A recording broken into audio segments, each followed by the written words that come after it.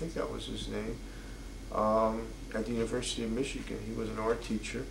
He was gay. As a matter of fact, he used to prance around the podium as he would take this pointer and admire the sculpture of Michelangelo and stuff like that. The guy really had a feeling for beauty, and I can still remember the wonderful things that he said about the sculpture of Bernini and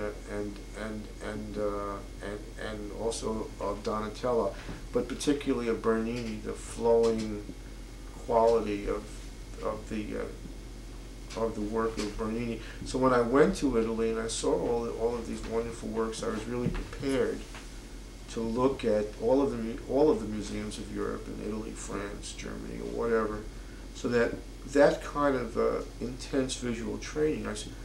I thought I was going to die in about, I must have been 25 or something. I was in Madrid, and I got a case of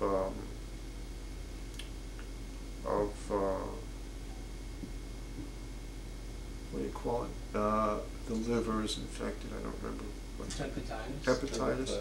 And I was so weak all the time that it was all I could do to take myself out of the place where I was living to the Prado, and I just took in every single painting at the Prado that I could, because that's where I wanted to be. If I was going to die, I wanted to learn about art and beauty. And many, many, many times in my life, I have been in Istanbul, and I have been in a lot of places where I've been able to study the visual arts, but I never thought I would ever apply it to anything. I just loved it. And basically, the first application of it came when I started to work in video, which is only about 2 years ago. So it was an accident. Well, you were working in radio before video. Sure. Right?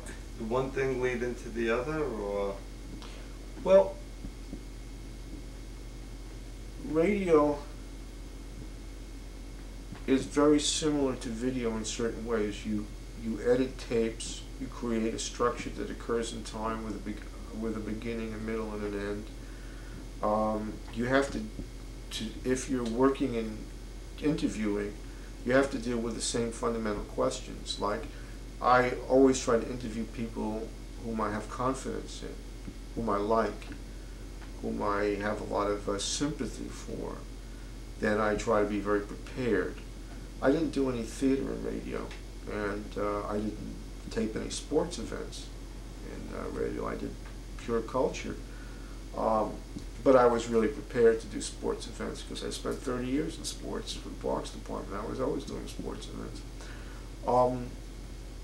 Is it the same? No, because in video, the visual aspect is the most important thing. You can run a video, you can run a movie and not have any dialogue, and it doesn't matter.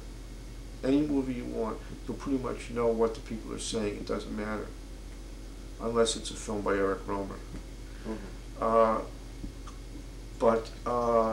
So you really have to concentrate on the visual aspects of what you're doing. Now that doesn't mean that it has to be aesthetically extraordinary from a production point of view.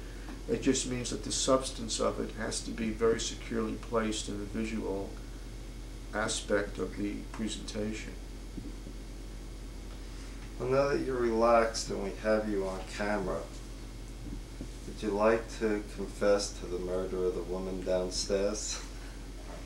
Well, you know, that would only be the beginning of many confessions, equally or more horrendous than the last. But actually, I just have a feeling that if I confessed to anything violent, everybody would just fall asleep. I mean, it's so common to have violent things happening everywhere. No, it's confessing to not being violent that would probably astound people. That's a good answer. It's okay when it's not this. It's get a wrap-up question now, so I can fade out gracefully. Okay, so how long? So how long has it occurred to you that we've overstayed our welcome, and are you really eager to see us say goodnight and leave?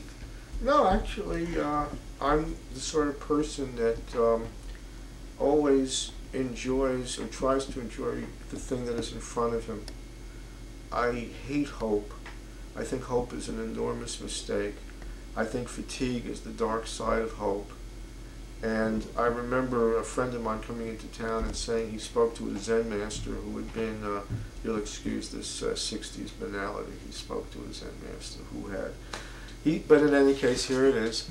He spoke to a Zen master who had studied under the great spiritual kings, right, the mavens of spirituality of Kyoto. And he said, what have you learned? A shaggy dog story almost. What have you learned as a result of this experience in Japan, that you spent all this time, this intense time with these spiritual masters? He said, what I have learned, what I have learned is wherever I am, I never have a tape recorder on in my head and think or hope I am somewhere else. I am always precisely where I am. And I think